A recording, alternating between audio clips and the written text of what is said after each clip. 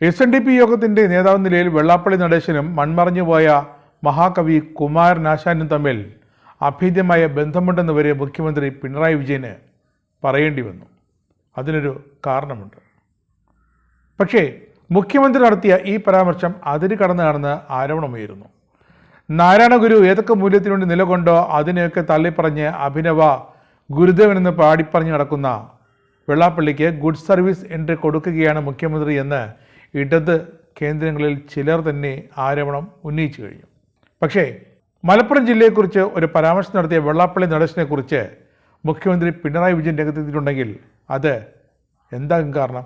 മലപ്പുറം അടക്കി ഭരിക്കുന്ന മുസ്ലിം ലീഗ് എന്ന രാഷ്ട്രീയ പാർട്ടിക്ക് എതിരെ തന്നെയാണ് മുഖ്യമന്ത്രി വെള്ളാപ്പള്ളി നടേശനെ മുന്നിൽ നിർത്തി ക്ലീൻ ചിറ്റ് നൽകിയതും ആ മുസ്ലിം ലീഗിനെ ആരോപണത്തിൽ മുക്കിയെടുത്തതും.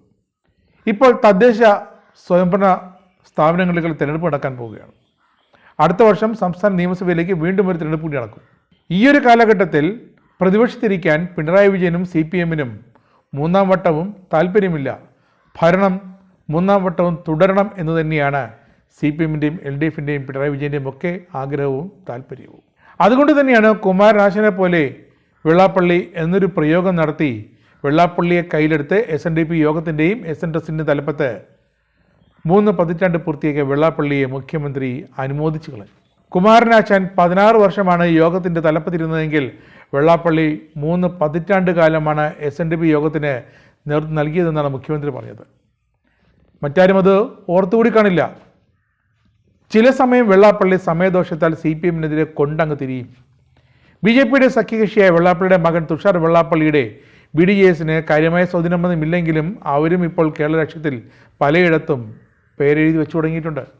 അപ്പോൾ CPM-ന് ഇനി ഒന്നും നഷ്ടപ്പെടുത്താനുമില്ല, ഒരു ചാൻസും കളയാനുമില്ല. അതുകൊണ്ട് തന്നെയാണ് വെള്ളാപ്പള്ളിയെങ്കിൽ വെള്ളാപ്പള്ളി പിണക്കണ്ട എന്ന് CPM തീരുമാനിച്ചുറച്ചതും മുഖ്യമന്ത്രി തൻ്റെ ശക്തമായ വാക്കുകൾ കൊണ്ട് കുമാരനാശോട് രൂപമിച്ച് വെള്ളാപ്പള്ളിയെ പുകഴ്ത്തിയത്. വെള്ളാപ്പള്ളി നടേശൻ എക്കാലവും മതനിരപേക്ഷ ഉയർത്തിപ്പിടിക്കാൻ ശ്രമിച്ചൊരു രാഷ്ട്രീയ സാമുദായിക നേതാവാണെന്നാണ് മുഖ്യമന്ത്രി പറഞ്ഞത്. അതുകൊണ്ട് തന്നെ ഒരു മതത്തിനെതിരെയും വെള്ളാപ്പള്ളിക്ക് നിലപാട് സ്വീകരിക്കാനാകില്ലെന്ന് ഏവർക്കും അറിയാമെന്ന് മുഖ്യമന്ത്രി പറയുന്നു. ഇനി എന്താണ് പിണറായി വിജയൻ പറഞ്ഞത്? വെള്ളാപ്പള്ളി നടത്തിയ വിവാദമായ മലപ്പുറം പരാമർശത്തിൽ വെള്ളാപ്പള്ളിയെ പരസ്യമായി തിരുത്തുകൂടിയായിരുന്നു മുഖ്യമന്ത്രി. മലപ്പുറം ഒരു പ്രത്യേക രാജ്യവും ചില പ്രത്യേക ആളുകളുടെ സംസ്ഥാനമാണെന്നും സ്വതന്ത്രമായ വായു സൃഷ്ടിയും അഭിപ്രായം പറഞ്ഞും മലപ്പുറത്ത് ജീവിക്കാൻ കഴിയില്ല എന്നുമുള്ള വെള്ളാപ്പള്ളി നടേശൻ്റെ പരാമർശത്തിനെതിരെയാണ് വ്യാപകമായ വിമർശനം കഴിഞ്ഞ ആഴ്ച ഉയർന്നത്. ഇതിന് തൊട്ടു പിന്നിലെയാണ് മുഖ്യമന്ത്രിയുടെ ഈ പിന്തുണയെന്ന് ഓർക്കണം.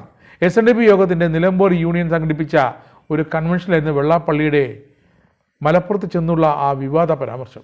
വെള്ളാപ്പള്ളി വിശദീകരിച്ച് പറഞ്ഞ എന്താണ്? സ്വാതന്ത്ര്യത്തിൻ്റെ ഗുണഫലങ്ങൾ ഒരംശം പോലും മലപ്പുറത്തെ പിന്നോക്ക വിഭാഗങ്ങൾക്ക് ലഭിച്ചിട്ടില്ല.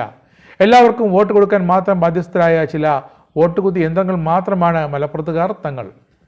SNDP അംഗങ്ങളെ നോക്കിയാണ് വെള്ളാപ്പള്ളി ഇത് പറഞ്ഞത്. നിങ്ങൾക്ക് പഠിക്കാൻ മലപ്പുറത്ത് ഒരു പള്ളിക്കൂടമെങ്കിലും ഇവർ തരുന്നുണ്ടോ എന്നും വെള്ളാപ്പള്ളി ചോദിച്ചിരുന്നു. ഇതോടെ വെള്ളാപ്പള്ളിക്കെതിരെ നടപടിയെടുക്കണമെന്നാവശ്യപ്പെട്ട് നിരവധി മുസ്ലിം സംഘടനകളാണ് മുസ്ലിം ലീഗിൻ്റെ പ്രേരണ കൊണ്ട് രംഗത്തെത്തിയത്. വെള്ളാപ്പള്ളിയുടെ ഈ പരാമർശത്തെ മുഖ്യമന്ത്രി എത്തിയത് വളരെ സീരിയസ് ആയിട്ട് തന്നെയാണ്. മുഖ്യമന്ത്രി വെള്ളാപ്പള്ളിയെ പിന്തുണച്ചത് ശരിയോ തെറ്റോ എന്നത് മറ്റൊരു കാരണം CPM-ഉം വെള്ളാപ്പള്ളിയും തമ്മിൽ ഇപ്പോൾ തർക്കങ്ങളൊന്നുമില്ല.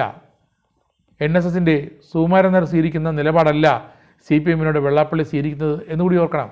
ആളുകളുടെ മനസ്സിലേക്ക് വിഷയം വ്യക്തമായി കയറുന്ന രീതിയിലാണ് വെള്ളാപ്പള്ളി സംസാരിക്കുന്നതെന്ന് തുടക്കത്തിൽ തന്നെ മുഖ്യമന്ത്രി ഒരു അവതരണം നൽകി. സരസ്വതി വിലാസം അദ്ദേഹത്തിൻ്റെ ഭാഷയ്ക്കുണ്ട്. അടുത്തിടെ ചില വിവാദങ്ങൾ ഉയർന്നു വന്നത് പക്ഷേ നിർഭാഗ്യകരമാണെന്ന് മുഖ്യമന്ത്രി പറയുന്നു. അത് ചില സമുദായങ്ങൾക്കെതിരായ പരാമർശമായി വരുത്തി തീർക്കാൻ ആ കേന്ദ്രങ്ങൾ ശ്രമിച്ചു. എന്നാൽ ഒരു മതത്തിനെതിരെയും വെള്ളാപ്പള്ളി ഒരു നിലപാടും സ്വീകരിക്കില്ലെന്ന് ഏവർക്കും വ്യക്തമായി അറിയാമെന്ന ക്ലീൻ ചിറ്റ് മുഖ്യമന്ത്രി നൽകുന്നു.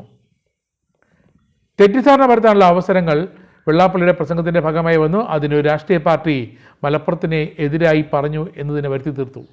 അത്തരം കാര്യങ്ങളിൽ വെള്ളാപ്പള്ളി കൂടുതൽ ശ്രദ്ധ ചെലുത്തണമെന്നും എന്തിനേയും വക്രീകരിക്കേണ്ട ശ്രമമാണ് മലപ്പുറത്ത് ഇപ്പോൾ ഒരു രാഷ്ട്രീയ കക്ഷി നടത്തുന്നതെന്നും വെള്ളാപ്പള്ളി ഓർക്കണമെന്നും മുഖ്യമന്ത്രി എടുത്തു പറഞ്ഞു.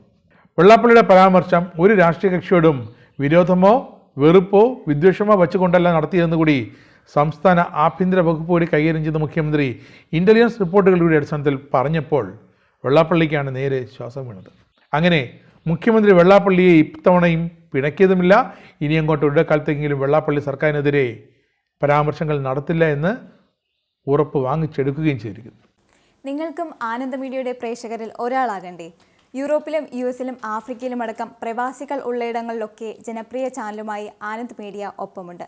ഏഷ്യാനെറ്റ് ഫ്ലവേഴ്സ് അടക്കം നിങ്ങളുടെ വിരൽത്തുമ്പിലെത്തും. ആദ്യം റോക്കു ബോക്സ് സ്വന്തമാക്കുക. അതിൽ നിന്നും ആനന്ദ് മീഡിയ ആപ്ലിക്കേഷൻ ഡൗൺലോഡ് ചെയ്യുക, ഇൻസ്റ്റാൾ ചെയ്യുക. എന്നിട്ട് 020-858-66511 എന്ന നമ്പറിൽ ഞങ്ങളുടെ കസ്റ്റമർ കെയറിൽ ബന്ധപ്പെടുക.